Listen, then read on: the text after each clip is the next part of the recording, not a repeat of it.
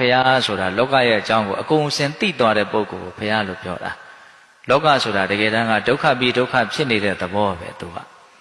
လောကရဲ့အကြောင်းကိုအဲ့လိုဒုက္ခသစ္စာအနေနဲ့ပိုင်းခြားသိတဲ့အတွက်ကြောင့်လောကရဲ့ပုံမှာဘာတွေ့တာကန့်ညှင်းမှုမှမရှိဘူးဒါကြောင့်မြတ်စွာဘုရားရဲ့စိတ်ဟာသမုဒယသစ္စာကိုပယ်ရှားထားတဲ့အတွက်ကြောင့်အလွန်မှဖြူစင်တန်ရှင်းတယ်ဒါကြောင့်မြတ်စွာဘုရားရဲ့စိတ်ဟာအငြိမ့်တဲ့နိဗ္ဗာန်ကိုဆိုက်ရောက်တယ်မဂ္ဂင်၈ပါးကိုလည်းပြည့်ပြည့်စုံအောင်ပွားများပြီးသားဖြစ်တယ်အဲ့လိုသစ္စာ၄ပါးအမှန်တရားကိုသိတဲ့ပုဂ္ဂိုလ်ကိုဘာလို့ခေါ်တော့ဘုရားခေါ်တာသူဟောခဲ့တဲ့တရားတွေဟာသစ္စာဆိုတဲ့အမှန်တရားကိုသိစေတတ်တဲ့အစွမ်းရှိတယ်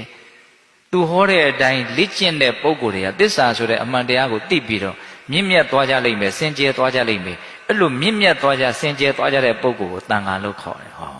အဲ့လိုလေးဆက်ဆက်မှုနဲ့ပြောတတ်ဖို့လိုတယ်ဗောနော်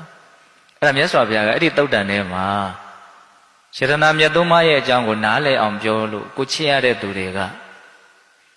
နော်နားလည်သွားတယ်ဉာဏ်နဲ့တက်ဝင်ပြီးတော့ယုံကြည်သွားတယ်ဆိုလို့ရှိရင်ဓာတ်ကြီး၄ပါးကမှပြောင်းလဲဖောက်ပြန်မှုဖြစ်ခြင်းဖြစ်သွားနိုင်နေတယ်ဒီပုဂ္ဂိုလ်ဆိုးဝါးတဲ့ပြောင်းလဲမှုမျိုးဖြစ်เสียအကြောင်းမရှိဘူးတဲ့ဒါဘာပြောတာတော့နော်မီးကမှမပူပဲနေခြင်းနေအောင်မယ်လေကမှမလှုပ်ဖဲနေခြင်းနေအောင်မယ်မဖြစ်နိုင်တာကိုဥမာပေးတာနော်ဓာတ်ကြီး၄ပါးကမှဖောက်ပြန်ခြင်းဖောက်ပြန်အောင်မယ်ဆိုတာအဲ့ဒါကိုပြောတာဓာတ်ကြီး၄ပါးကမှသူ့သဘောသူ့သဘာဝတွေကိုစွန့်ပြီးတော့ကမောက်ကမဖြစ်ခြင်းဖြစ်သွားနိုင်သေးတယ်ယတနာမြတ်သုံးပါးကိုကြည်ညိုတဲ့ပုဂ္ဂိုလ်ရဲ့ဘဝဟာကမောက်ကမဖြစ်เสียအကြောင်းမရှိအဲ့ဒီမှာ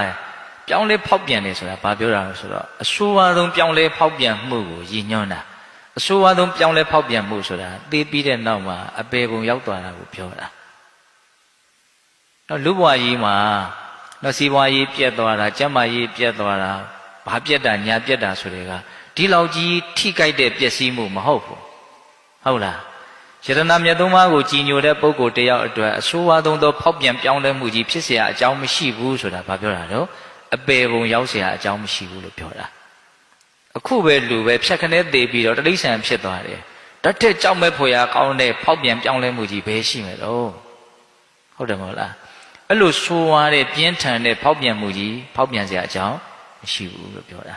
ဒါကြောင့်မြတ်စွာဘုရားကိုချစ်ရတဲ့လူတွေကိုမေတ္တာရှိတဲ့လူတွေသူတို့ကိုလည်းကိုကကောင်းစေခြင်းတယ်သူတို့ကလည်းကိုယ့်ရဲ့စကားကိုနားထောင်မဲလို့ယုံကြည်ရတယ်ဆိုရင်